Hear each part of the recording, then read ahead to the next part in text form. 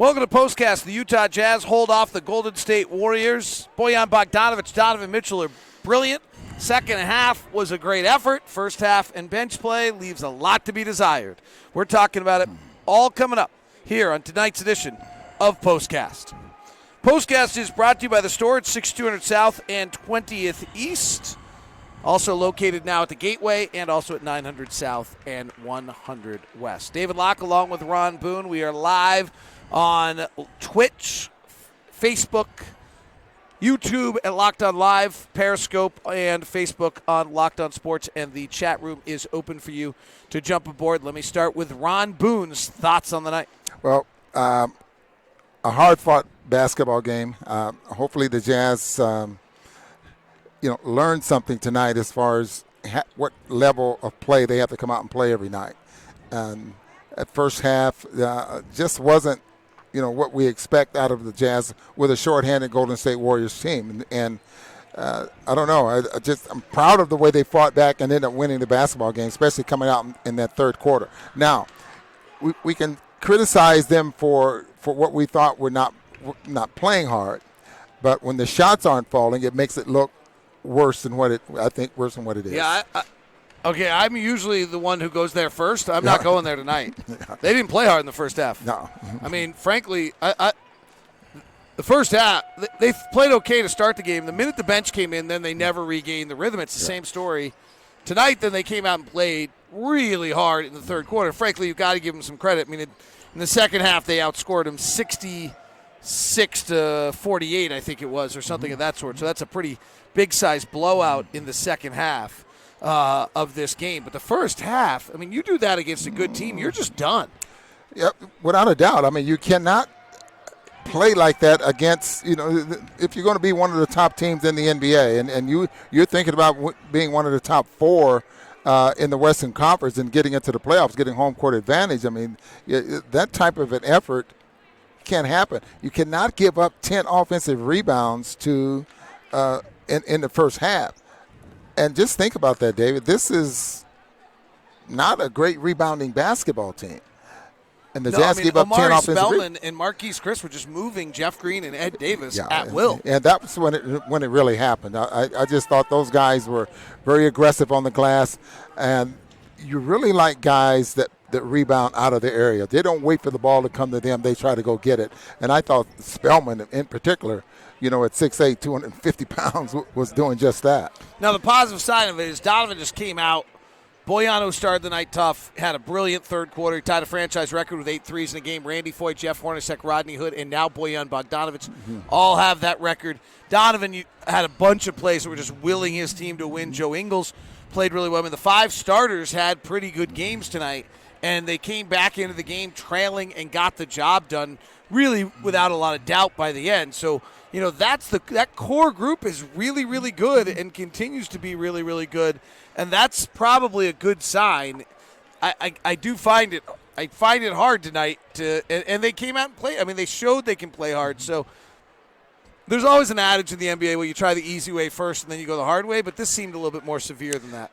I'm sure you're very proud of the fact that the Jazz took 38 three-point shots. It's better than some other numbers. 22 of them came from Donovan Mitchell and Bojan. Well, you know what? I mean, frankly, we took 38 threes tonight. We hit 16. We're 42% from three. We're actually getting close to that as a team. Yeah. Like, it wasn't this team is such a good three-point shooting team, and a lot of them were catch and shoots, that's not an outlier.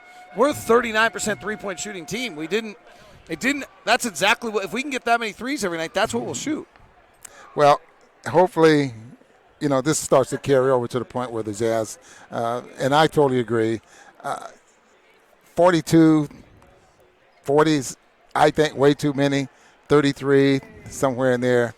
I'll Perfect. get you to buy in eventually. All right, let's go to our questions. From Twitch, Nexon45 says our bench was outscored 52-12. Oh.